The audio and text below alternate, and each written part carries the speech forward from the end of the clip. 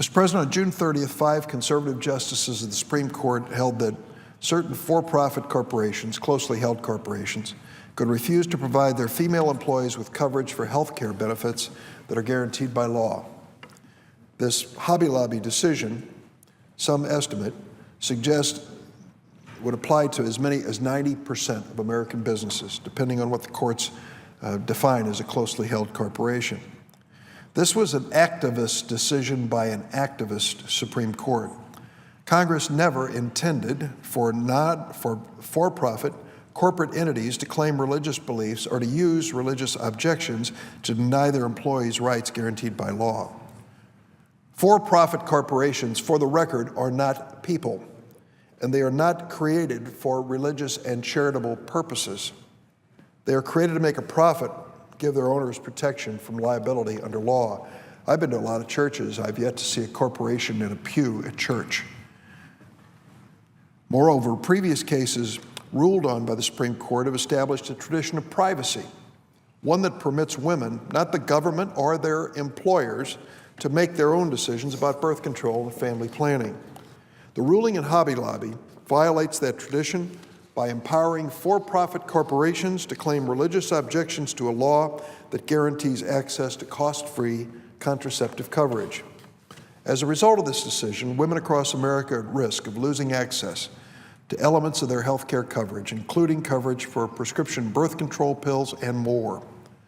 Birth control is an important part of a woman's health care, and millions, 99% of childbearing age women, millions rely on these benefits.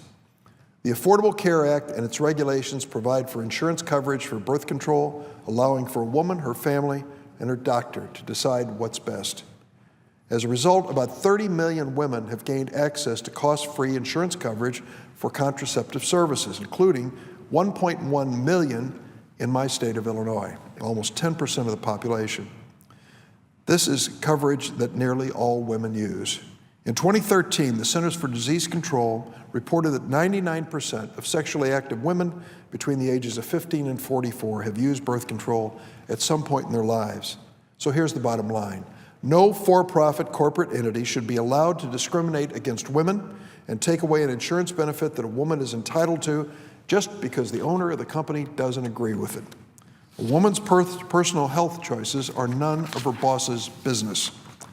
Last week, my colleagues and I introduced legislation that would ensure that women affected by this decision continue to get contraceptive coverage they need and that the law provides regardless of who signs their paycheck. Importantly, this bill being offered by Senators Patty Murray and Mark Udall prevents any corporation from using the Supreme Court decision to deny women access to services guaranteed to them under federal law. Although the Supreme Court ruling focused primarily on contraceptive coverage, it left the door open for future litigation challenging other basic health care benefits, vaccines, blood transfusions. This is unacceptable, and the legislation before us would stop this discrimination once and for all. This legislation is not about overriding the religious beliefs of any living person or any nonprofit charity. Our legislation respects and accommodates the beliefs of individuals and nonprofits. Remember, the Hobby Lobby case involved for-profit companies, which are not human beings, but are legal entities that are incorporated for a profit-making purpose. When people decide to incorporate a for-profit entity, they agree the entity will be subject to basic laws that protect the rights of their employees, including laws that prevent discrimination and laws that enable women who work for them to access adequate health care.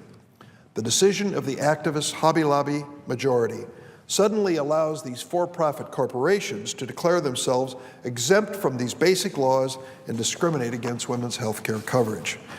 That is a significant change in the law, and as a result, untold thousands of American women will end up losing access to affordable health care that they had been guaranteed. This is a problem, and it is a challenge.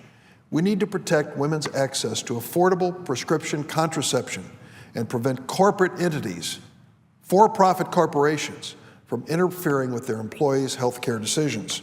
And this week in the Senate, my colleagues and I will have a chance to vote on it.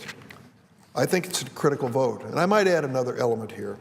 Many people want to discuss the issue of birth control in the context of abortion, a hot-button issue, and has been for years across America.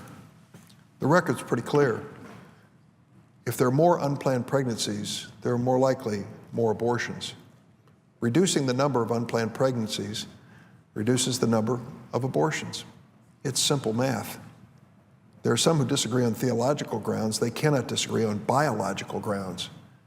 So standing up for family planning and birth control to avoid unplanned and unwanted pregnancies is going to reduce the incidence of abortion in this country, something I hope all of us feel would be a positive development. I certainly do.